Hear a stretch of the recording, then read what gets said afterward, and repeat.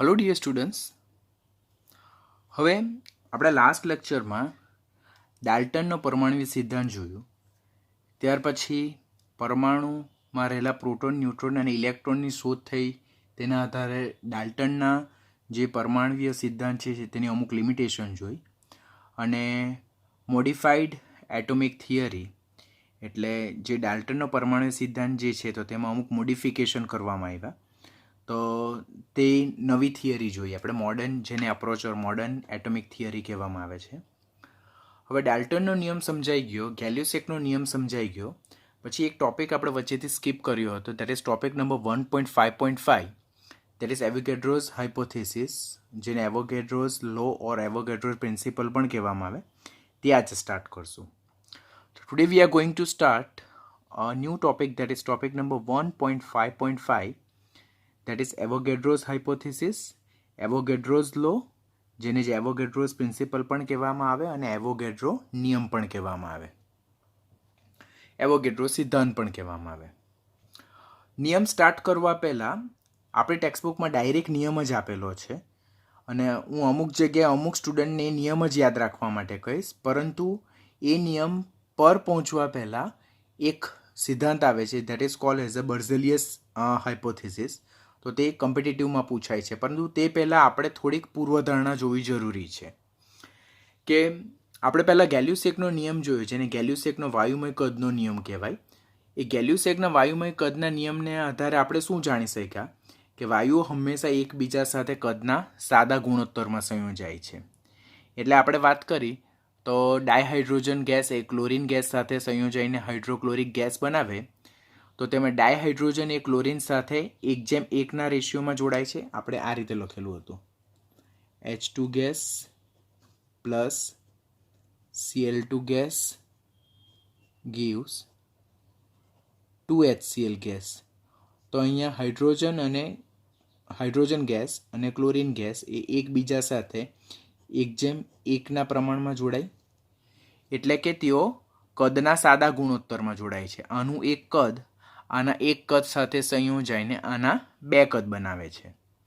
માટે ગેલ્યુસેકનો વાયુમય કદનો નિયમ શું કહે છે કે વાયુઓ હંમેશા એકબીજા સાથે કદના સાદા ગુણોત્તરમાં સંયોજાય છે. અહીંયા ઇંગ્લિશ લેંગ્વેજમાં પણ રાઇટ કર્યું છે, જેથી રેફરન્સ બુક જ્યારે સોલ્વ કરો તો ત્યારે આ લાઇનમાં તમને કોઈ પ્રોબ્લેમ નહીં આવે કે gas is always combined with one another in a simple ratio by volume. એટલે જુદા જુદા જ્યારે રાસાયણિક પ્રક્રિયામાં જુદા જુદા વાયુમય પ્રક્રિયકો ભાગ લેતા હોય અને તેઓ એકબીજા સાથે સંયોજાઈને વાયુમય નિપજ બનાવતા હોય, ત્યારે આ જુદા જુદા વાયુમય પ્રક્રિયકો એકબીજા સાથે કદના સાદા ગુણોત્તરમાં સંયોજાતા હોય, જેને ગેલ્યુસેકનો વાયુમય કદનો નિયમ કહેવામાં આવે છે. હવે ડાલ્ટનનો પરમાણુય સિદ્ધાંત જે અત્યારે રિસન્ટલી જ જોયો, તો ડાલ્ટનનો સિદ્ધાંત શું કહે છે કે જુદા જુદા તત્વના પરમાણુઓ એકબીજા સાથે સાદી પૂર્ણાંક સંખ્યાના ગુણોત્તરમાં સંયોજાય છે ને સંયોજન બનાવે છે. બરાબર? એટલે જુદા જુદા તત્વના પરમાણુઓ એકબીજા સાથે સાદી પૂર્ણાંક સંખ્યાના ગુણોત્તરમાં સંયોજાઈને સંયોજન બનાવે છે. તો ગેલ્યુસેકમાં જે વાયુઓ જે છે તો કદના સાદા ગુણોત્તરમાં સંયોજાય છે. ગેલ્યુસેકમાં જે વાયુઓ જે છે તો કદના સાદા ગુણોત્તરમાં સંયોજાઈને સંયોજન બનાવે છે. ડાલ્ટનમાં પરમાણુઓ એકબીજા સાથે સાદી પૂર્ણાંક સંખ્યાના ગુણોત્તરમાં સંયોજાય છે. તો આ જે બે નિયમ છે, તો એકમાં સંયોજન જે છે તો કદના સાદા ગુણોત્તરમાં સંયોજાઈને બને છે, એકમાં સંયોજનમાં પરમાણુઓની સાદી પૂર્ણાંક સંખ્યાના ગુણોત્તરમાં સંયોજન બને. એટલે બર્ઝેલિયસ નામનો એક સ્વીડિશ કેમિસ્ટ હતો, સ્વીડનનો કેમિસ્ટ, બરાબર. તો તેણે એમ કીધું કે ઉપરોક્ત નિયમ 1 અને 2 છે તેને એકબીજા સાથે સરખાવીએ, તો એણે એમ કીધું કે જ્યારે તત્વો સંયોજાય છે ત્યારે તેમના પરમાણુઓ એકબીજાના સાદા ગુણોત્તરમાં સંયોજાય, અને જ્યારે વાયુઓ સંયોજાય છે ત્યારે તેઓ કદના સાદા ગુણોત્તરમાં સંયોજાય. એટલે ડાલ્ટનના મત મુજબ તત્વો તેમના પરમાણુઓના સાદા ગુણોત્તરમાં સંયોજાય અને ગેલ્યુસેકના મત મુજબ વાયુઓ તેમના કદના સાદા ગુણોત્તરમાં સંયોજાય છે. આપણે લાસ્ટલી અત્યારે જ નિયમો શીખ્યા છે, તમે ધ્યાનથી શીખ્યા હોય તો તમને આ લાઇનમાં કન્ફ્યુઝન નહીં થાય. માટે એના બેઝ પરથી જે બર્ઝેલિયસે શું કીધું કે બંને કિસ્સામાં સંયોજન બને છે. પહેલા કિસ્સામાં તત્વોના પરમાણુઓ તેમના સાદા ગુણોત્તરમાં સંયોજાઈને સંયોજન બનાવે અને બીજા કિસ્સામાં વાયુઓના કદના સાદા ગુણોત્તરમાં સંયોજાઈને સંયોજન બનાવે છે. એટલે બંને કિસ્સામાં જ સંયોજન બને, પણ પહેલા કિસ્સામાં તત્વોના પરમાણુના સાદા ગુણોત્તરમાં અન્ના કિસ્સામાં સંયોજન બને અને બીજા કિસ્સામાં વાયુના કદના સાદા ગુણોત્તરમાં સંયોજન બને. એટલે એના બેઝ પરથી બર્ઝેલિયસે જે છે તો આ જે તત્વોના પરમાણુ જે છે અને વાયુના જે કદ છે તેના વચ્ચેનો કંઈક સંબંધ રજૂ કર્યો, જેને બર્ઝેલિયસનો હાઇપોથિસિસ કહેવામાં આવે. માટે બર્ઝેલિયસે વાયુના કદ અને વાયુના તે કદમાં રહેલા પરમાણુઓ વચ્ચે નક્કી કોઈક સંબંધ હોવો જોઈએ એવી પ્રસ્તાવના કરી અને તેના પરથી એણે નવા નિયમની શોધ કરી, જેને બર્ઝેલિયસ હાઇપોથિસિસ એટલે બર્ઝેલિયસની અભિધારણા કહેવામાં આવે. જે સ્ટુડન્ટ્સ નીટ અને જેઈ પર ફોકસ કરે છે તો તેણે બર્ઝેલિયસ હાઇપોથિસિસ યાદ રાખવાનો. જે સ્ટુડન્ટ નીટ અને જેઈ પર ફોકસ કરે તેણે બર્ઝેલિયસ હાઇપોથિસિસ યાદ રાખવાનો. બાકીના સ્ટુડન્ટે આ હાઇપોથિસિસ યાદ રાખવાની જરૂરિયાત નથી. બર્ઝેલિયસ હાઇપોથિસિસ શું કહે છે કે તાપમાન અને દબાણની સમાન પરિસ્થિતિમાં રાખેલા જુદા જુદા વાયુના સમાન કદમાં પરમાણુની સંખ્યા કેવી હોય છે? સમાન હોય છે. શું કહે છે કે જ્યારે તાપમાન અને દબાણની સમાન પરિસ્થિતિ હોય અને તેમાં રાખેલા જુદા જુદા વાયુના સમાન કદમાં પરમાણુની સંખ્યા કેવી હોય છે? સમાન. પહેલું તો આપણને શું ખ્યાલ હોવું જોઈએ કે બર્ઝેલિયસ હાઇપોથિસિસ એ કોના બેઝ પરથી આવ્યો? તો ગેલ્યુસેકના વાયુમય કદના પરથી આવ્યો અને ડાલ્ટનના પરમાણુય સિદ્ધાંત પરથી. બર્ઝેલિયસે શું કીધું કે ડાલ્ટન એમ કહે છે કે તત્વો જ્યારે સંયોજાય ત્યારે તેમના પરમાણુઓ સાદા ગુણોત્તરમાં સંયોજાય અને ગેલ્યુસેક શું કહે છે કે જ્યારે વાયુઓ સંયોજાય ત્યારે તેમના કદના સાદા ગુણોત્તરમાં સંયોજાય. બંને કિસ્સામાં સંયોજન તો બનતું જ છે. એકના મત મુજબ પરમાણુઓના સાદા ગુણોત્તરમાં અને એકના કિસ્સામાં વાયુના કદના સાદા ગુણોત્તરમાં. તો બર્ઝેલિયસ એમ કે બંને સ્ટેટમેન્ટ લુક લાઇક સેમ, તો બંને સ્ટેટમેન્ટને આપણે એકબીજા સાથે કોરિલેટ કરીએ તો definitely there will be correlations between the volume of the gas and the atoms reside in that particular volume of the gas. એટલે વાયુના કદ અને વાયુના તે કદમાં રહેલા પરમાણુઓ વચ્ચે નક્કી કોઈક કોરિલેશન સંબંધ હોવો જોઈએ, જેના પરથી જે નવા નિયમની શોધ થઈ તેને બર્ઝેલિયસ હાઇપોથિસિસ ઓર બર્ઝેલિયસ અભિધારણા કહેવાય. નીટ અને જેઈના સ્ટુડન્ટે જ આ કરવાની જરૂરિયાત છે, બોર્ડના સ્ટુડન્ટે કરવાની જરૂરિયાત નથી. તો બર્ઝેલિયસનો હાઇપોથિસિસ શું કહે છે? બરાબર. અહીંયાથી એમસીક્યુ તમને કોમ્પિટિટિવ લેવલ પર શું પૂછાય કે નીચેનામાંથી કયા બર્ઝેલિયસની અભિધારણા માટે સાચું વિધાન છે, ખોટું વિધાન છે? બર્ઝેલિયસની અભિધારણા નથી. ઓર સ્ટેટમેન્ટ આપેલું હોય ને 4 જુદા જુદા સિદ્ધાંત આપે કે આ કોનું સિદ્ધાંત છે, તો એના પરથી તમને આઈડેન્ટિફિકેશન કરતા આવડવું છે કે જ્યારે જુદા જુદા વાયુના તાપમાન અને દબાણની પરિસ્થિતિ સમાન રાખેલી હોય, કે આપણી પાસે 3 વાયુ છે એક્સ, વાય અને ઝેડ, તો તેના તાપમાન અને દબાણની પરિસ્થિતિ સમાન હોય તે 3 જે વાયુ જે છે તેમના જો કદ સમાન હોય તો તેમાં પરમાણુની સંખ્યા પણ કેવી હશે? સમાન જ હશે. એટલે મારી પાસે ક્લોરીન વાયુ છે, મારી પાસે ડાયહાઇડ્રોજન વાયુ છે અને મારી પાસે ઓક્સિજન વાયુ છે. બધાનો 1-1 લીટર નમૂનો મેં લીધેલો છે. તો 3ના 1-1 લીટર નમૂનામાં પરમાણુની સંખ્યા કેટલી હશે? સમાન હશે, જેને કહેવામાં આવે છે બર્ઝેલિયસ હાઇપોથિસિસ, બર્ઝેલિયસ અભિધારણા. ઇંગ્લિશ લેંગ્વેજમાં પણ આપણે જોઈએ તો equal volume of all gases under similar condition of pressure and temperature contain equal number of atoms. એટલે સમાન કદના વાયુમાં, એટલે વાયુના જે નમૂનામાં કદ સમાન છે, વોલ્યુમ સમાન છે, તો વાયુના તે નમૂનામાં પરમાણુની સંખ્યા કેવી હશે? એક સરખી હશે, જેને બર્ઝેલિયસની અભિધારણા કહેવામાં આવે છે. હવે હાઉ ટુ એપ્લાય બર્ઝેલિયસ હાઇપોથિસિસ. તો આપણે લાસ્ટ લેક્ચરમાં જોયું તે મુજબ જ કે ડાયહાઇડ્રોજન વાયુ એ ડાયક્લોરીન વાયુ સાથે પ્રક્રિયા કરીને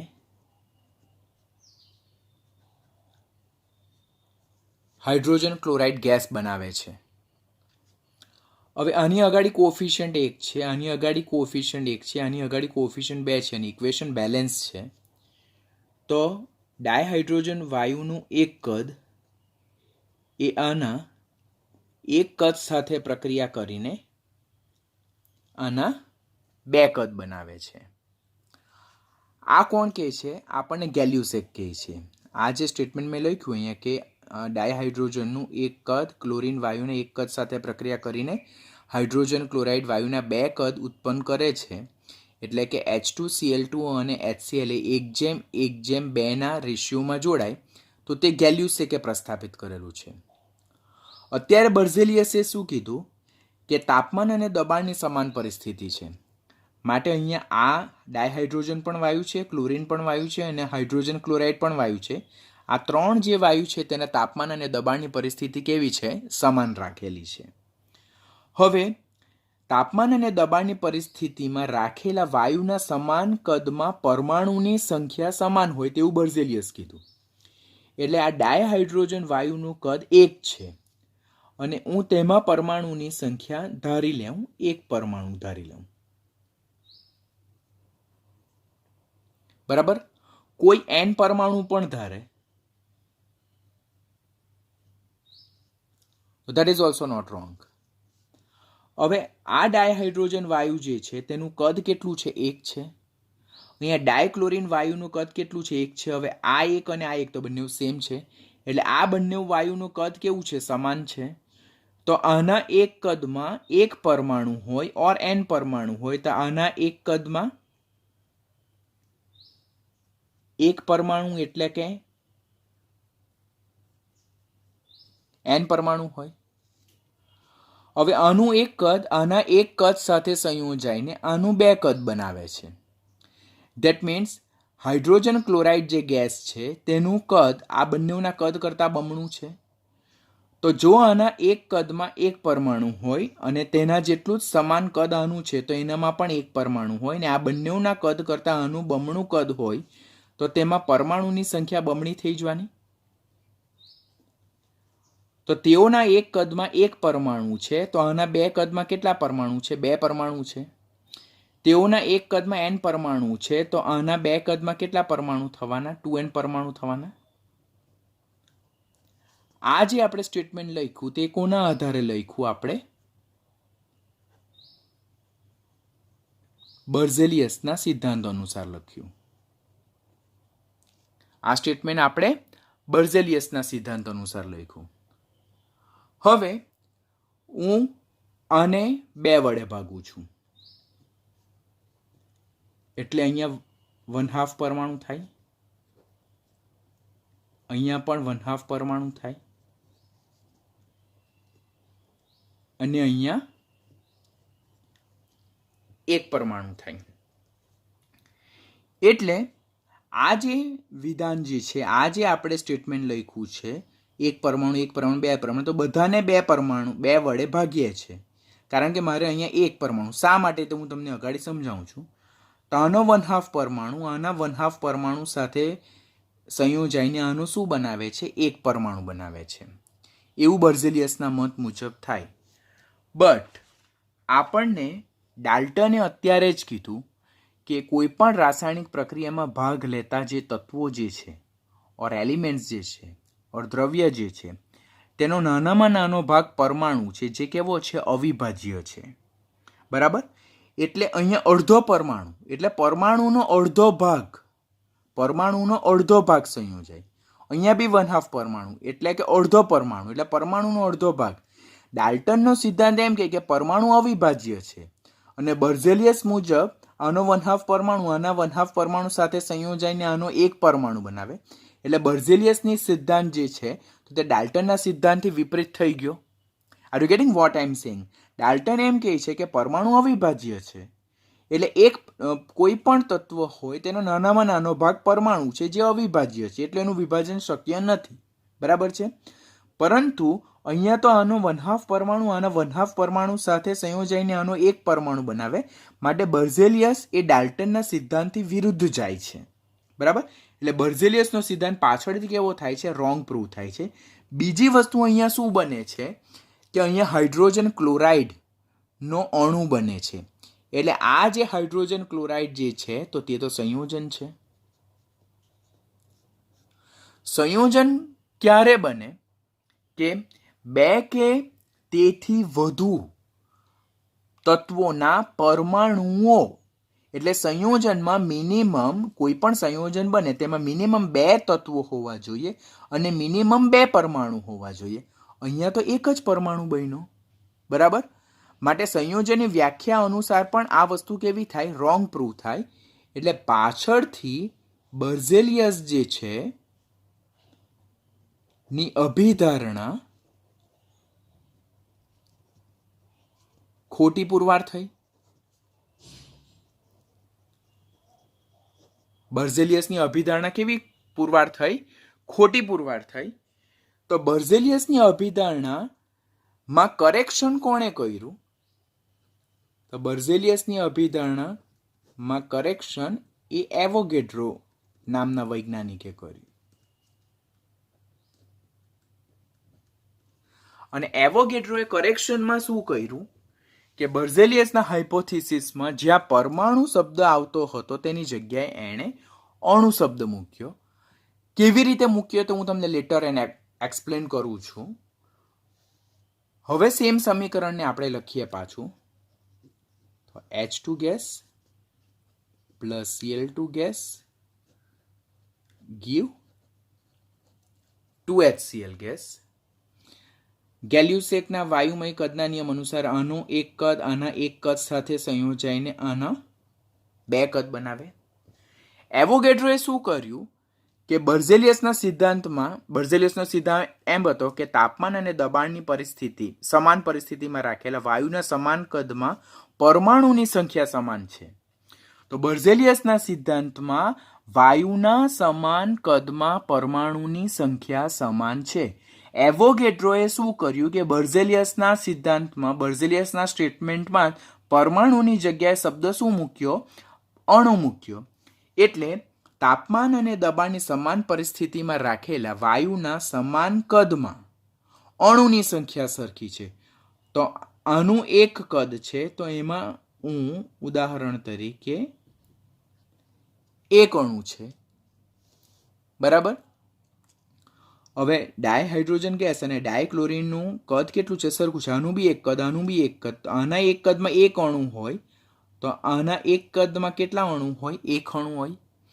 હવે તેઓ 1:1 પ્રમાણમાં સંયોજાઈને 2 કદ હાઇડ્રોજન ક્લોરાઇડ ગેસ બનાવે. એટલે આનું જે કદ છે તે આ બંને કરતાં કેવું છે? બમણું છે.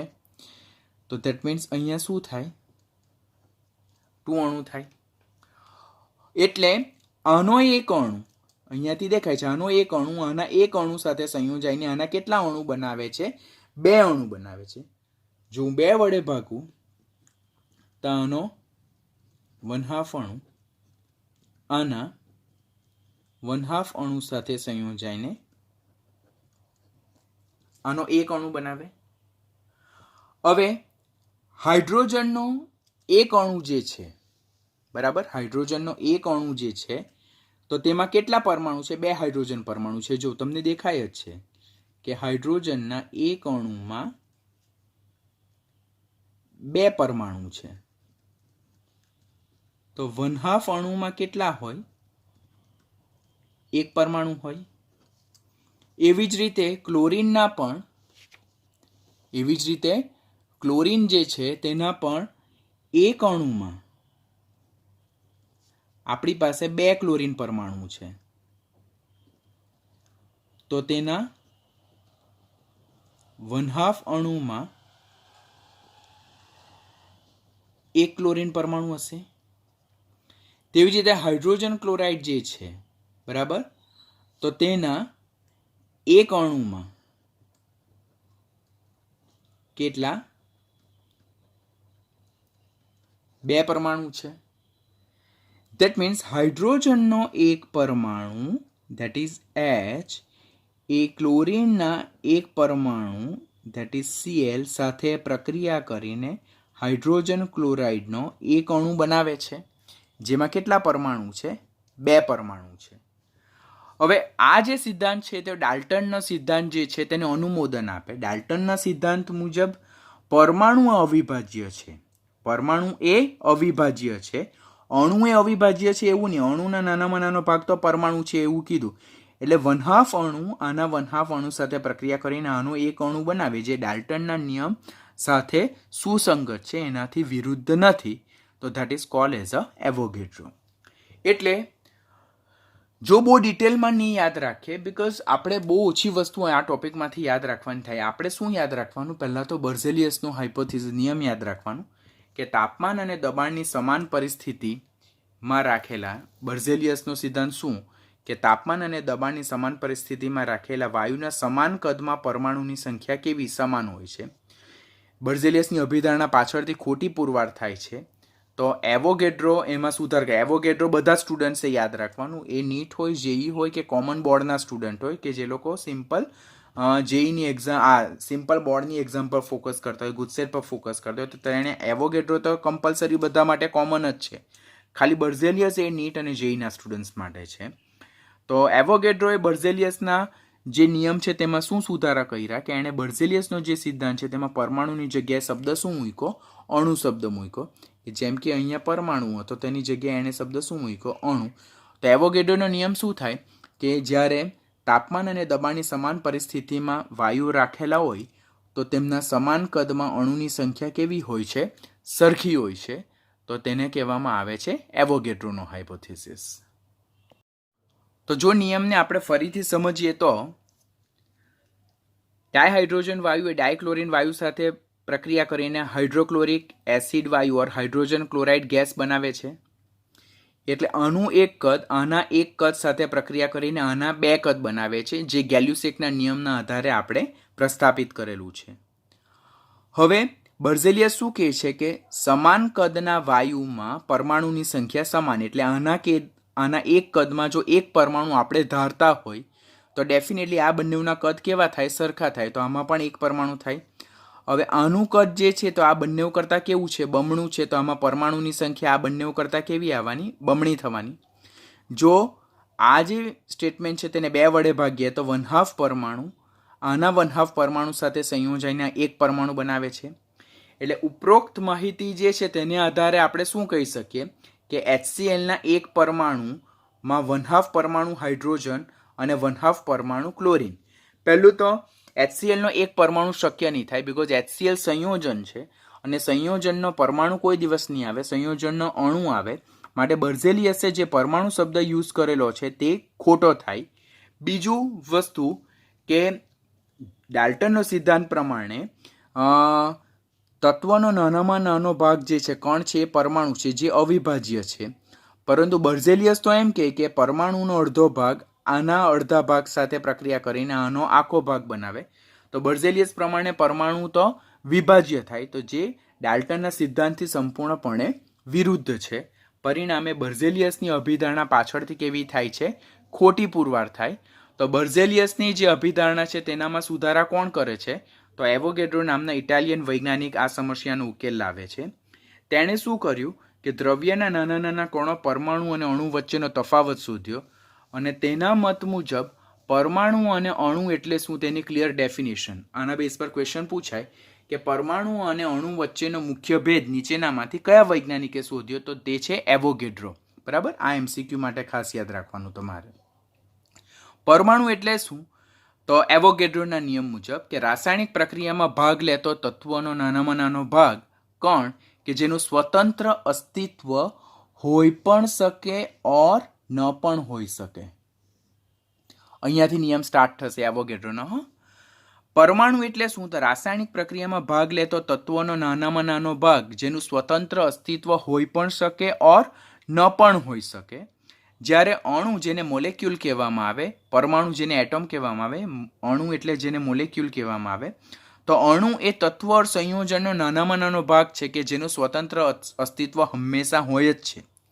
એટલે પરમાણુનું સ્વતંત્ર એક સિંગલ પરમાણુ, એક પરમાણુ સ્વતંત્ર રીતે અસ્તિત્વ ધરાવે પણ અને નહીં પણ ધરાવે.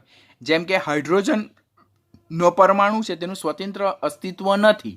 હાઇડ્રોજનના 2 પરમાણુ H2 અણુ સ્વરૂપે અસ્તિત્વ ધરાવે, પરંતુ એકલો હાઇડ્રોજન પરમાણુ સ્વતંત્ર અસ્તિત્વ ધરાવતો નથી. બરાબર. જ્યારે અણુ જે છે તો તે અણુ તો હંમેશા સ્વતંત્ર અસ્તિત્વ ધરાવે જ. આપણે પરમાણુ અને અણુનો ભેદ અગાડી પણ જોયો છે બિગિનિંગમાં, ત્યારે એ પોઈન્ટ આપણે ઓલરેડી ક્લિયર કર્યો છે.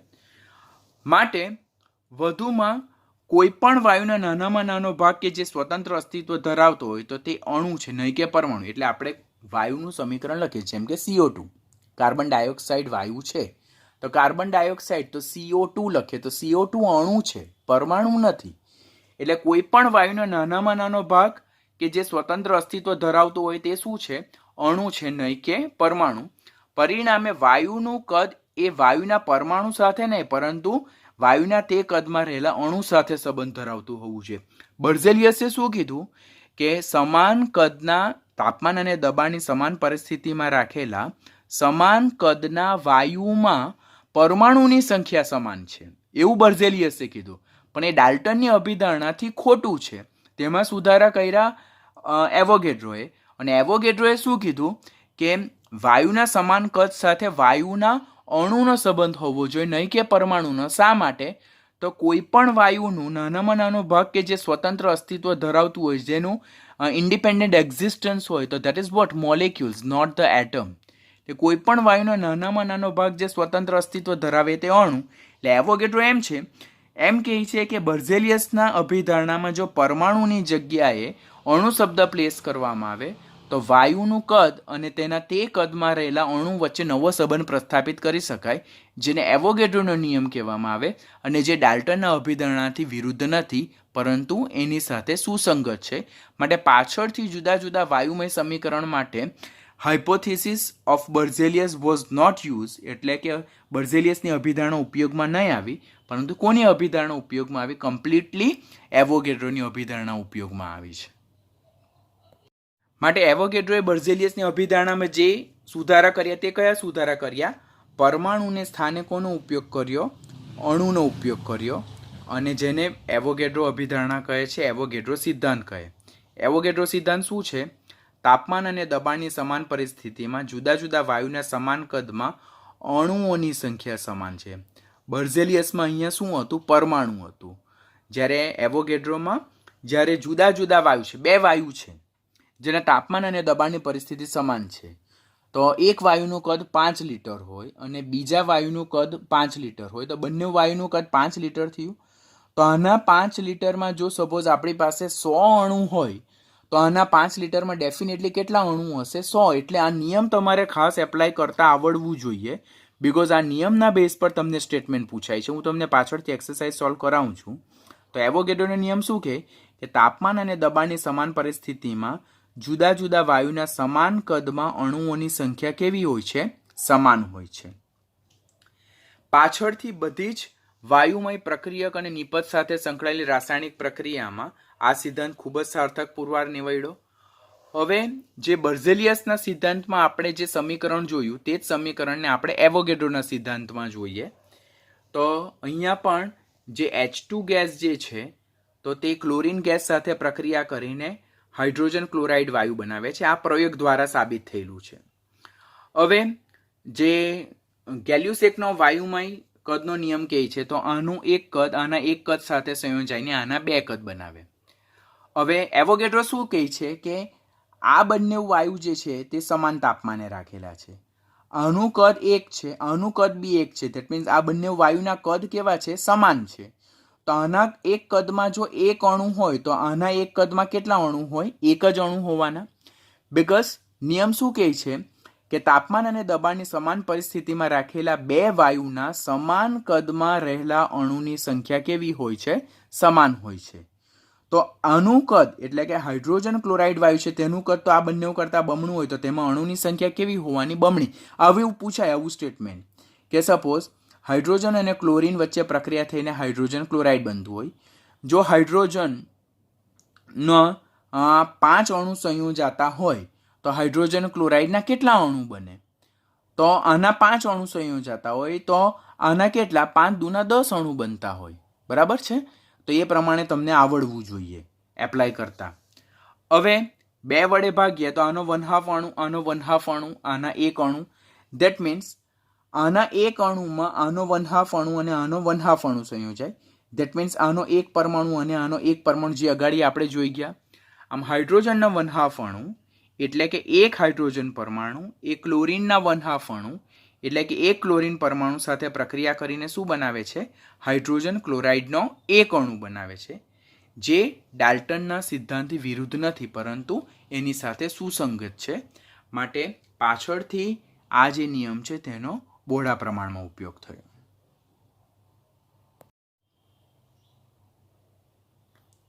આપણી પાસે એક્સરસાઇઝ જોઈએ તો એસટીપીએ 100 ml O2, NH3 અને CO2 પ્રત્યેકના અણુઓની સંખ્યા કેટલી? પહેલાં તો સોલ્વ કરીએ તે પહેલાં એસટીપી એટલે શું? તો એસટીપી એટલે સ્ટાન્ડર્ડ ટેમ્પરેચર એન્ડ પ્રેશર, જેને પ્રમાણભૂત તાપમાન અને દબાણ કહેવામાં આવે. અને આ પ્રમાણભૂત તાપમાન એટલે કેટલું? 0 ડિગ્રી સેલ્સિયસ, જેને જ 273.15 કેલ્વિન કહેવાય. અને બીજું જે છે તો દેટ ઇઝ એક વાતાવરણ ઓર 1.01 બાર દબાણ. પહેલાં તો એસટીપી તમારા માઇન્ડમાં પહેલો ક્વેશ્ચન તો એમ જ થાય કે સર એસટીપી એટલે શું? તો એસટીપી એટલે સ્ટાન્ડર્ડ ટેમ્પરેચર એન્ડ પ્રેશર, જેને પ્રમાણભૂત તાપમાન અને દબાણ કહેવાય. That is 0 degree Celsius or 273.15 kelvin, એક વાતાવરણ ઓર 1.01 બાર દબાણ. આ બી ઇમ્પોર્ટન્ટ ક્વેશ્ચન છે. એસટીપી એ ટેમ્પરેચર કેટલું અને દબાણ કેટલું તે પૂછાય. એટલે આપણી પાસે જે ત્રણ વાયુ જે છે, પહેલું ઓક્સિજન વાયુ છે, બીજો NH3 વાયુ છે અને ત્રીજો CO2 વાયુ છે. આ ત્રણે ત્રણ જે છે તો તેના તાપમાન અને દબાણ કેવા છે? સરખા છે.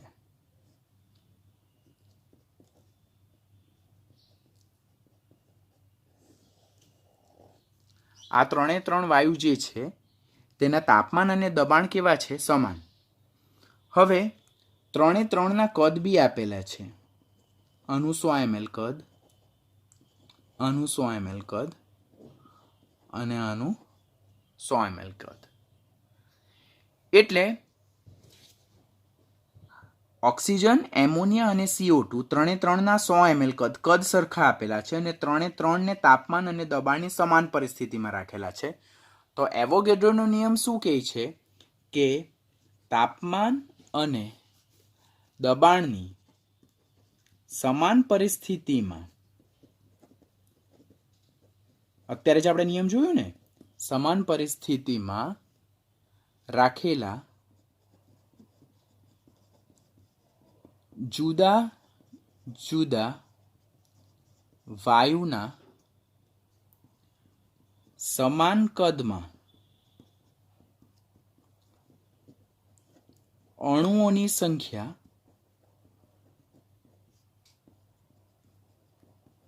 સમાન જોવા મળે છે. આ કોનો નિયમ છે? આ એવોગેડ્રોનો નિયમ છે. અત્યારે જ આપણે લર્ન કર્યું અને આપણે એપ્લાય કરવાનું. એટલે આપણી પાસે ત્રણ વાયુ છે, ત્રણ વાયુના તાપમાન અને દબાણની પરિસ્થિતિ સમાન છે, ત્રણે ત્રણ વાયુના કદ સમાન છે, તો ડેફિનેટલી એમાં રહેલા અણુની સંખ્યા કેવી હોવાની? સરખી હોવાની. તો આમાં કરેક્ટ આન્સર આપણે શું આવશે? ડી આવશે. પણ આપણે જો નિયમનું સ્ટેટમેન્ટ આપણને યાદ નહીં હોય અને how to apply the concept એ યાદ નહીં હોય તો ડેફિનેટલી આપણે અહીંયા શું થઈ જાય? કન્ફ્યુઝ થઈ ગયા. હવે અહીંયાથી બીજો ક્વેશ્ચન એમ પૂછાય છે કે મારી પાસે ત્રણ વાયુ છે, X, Y અને Z. ત્રણે ત્રણના તાપમાન અને દબાણ કેવા છે? સમાન છે. હવે Xનું કદ 100 ml હોય, Yનું કદ 200 ml હોય અને Zનું કદ 100 ml હોય. Xનું કદ 100 ml, Yનું કદ 200 ml અને Zનું કદ 100 ml હોય. તો તેમની જે અણુની સંખ્યા છે તેના આધારે ચડતા ક્રમમાં ગોઠવો. બરાબર? તો એક્સ વાય અને ઝેડ વાયુને તેમના અણુના સંખ્યાના ચડતા ક્રમમાં ગોઠવો. તો અહીંયા જોવાનું, આ એક્સ ગેસ છે, આ ઝેડ ગેસ છે અને આ વાય ગેસ છે. આનું કદ કેટલું છે? 100 ml. આનું કદ કેટલું છે? 100 ml. અને આનું કદ કેટલું છે? 200 ml. તો જો સપોઝ આમાં n અણુ આપણે ધારીએ છે કે n અણુ છે, 100 ml કદમાં કેટલા અણુ છે? n અણુ. તો આનું કદ અને આનું કદ સરખું છે, તો આમાં પણ કેટલા અણુ હોવાના? n અણુ હોવાના. હવે આનું કદ જે છે તો આના કરતાં કેવું છે? બમણું છે. તો આમાં કેટલા અણુ હોવાના? 2n અણુ આવવાના. તો અણુની સંખ્યાના ચડતા ક્રમમાં જો ગોઠવવું હોય તો x is equal to z is less than y. This will be your correct answer. And this can be established by the Avogadro's hypothesis. એટલે એવોગેડ્રોના નિયમને આધારે 3 વાયુના તાપમાન અને દબાણની પરિસ્થિતિ સરખી છે, આ બંનેના કદ સરખા છે, માટે તેમાં અણુની સંખ્યા સરખી છે. આનું કદ આના કરતાં બમણું છે, તો તેમાં અણુની સંખ્યા આ બંને કરતાં બમણી છે. તો x is equal to z is less than y. એટલે સૌથી હાઈએસ્ટ શેમાં હશે? y માં હશે. તો આ રીતે આપણે એવોગેડ્રોના કન્સેપ્ટને એપ્લાય કરી શકીએ છીએ.